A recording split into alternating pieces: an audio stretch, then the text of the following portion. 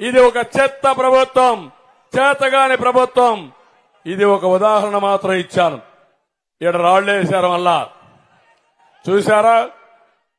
వస్తా దానికి కూడా వస్తారే, మిమ్మల్ని వదిలిపెట్టరు. ప్రజలు తరిమి తరిమి కొడతారు రేపటి నుంచి మిమ్మల్ని అందరినీ. గంజాయి బ్యాచ్, బ్లేడ్ బ్యాచ్ ఇక్కడ కూడా వచ్చింది. పోలీసులు ఏం చేస్తానో అది లేదు. నిన్న కూడా ఆ డ్రామాకు కూడా వస్తా. విజయవాడలో జరిగిన డ్రామాకు కూడా వస్తాం.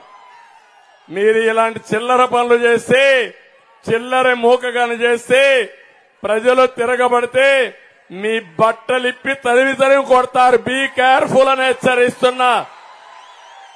Jaganmohan Reddy control your. ఈ జే గ్యాంగ్ ఒకటి ఉంది వాళ్లకు. దొరికాడా?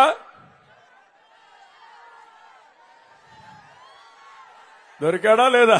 దొరికినట్లేడు. ముందు రాళ్ళేశారమ్మా. ఇప్పుడు ఈరోజే పవన్ కళ్యాణ్ గారు తెనాల్లో మీటింగ్ పెడితే చేతగాని పిరికి పందలు ఆయన వరాహి పైన రాళ్లేశారు. ఇప్పుడు నేను అడుగుతున్నా మిమ్మల్ని అందరినీ, ఇది తప్పని గట్టిగా చప్పట్లు కొట్టి నిరసన తెలియజేయండి.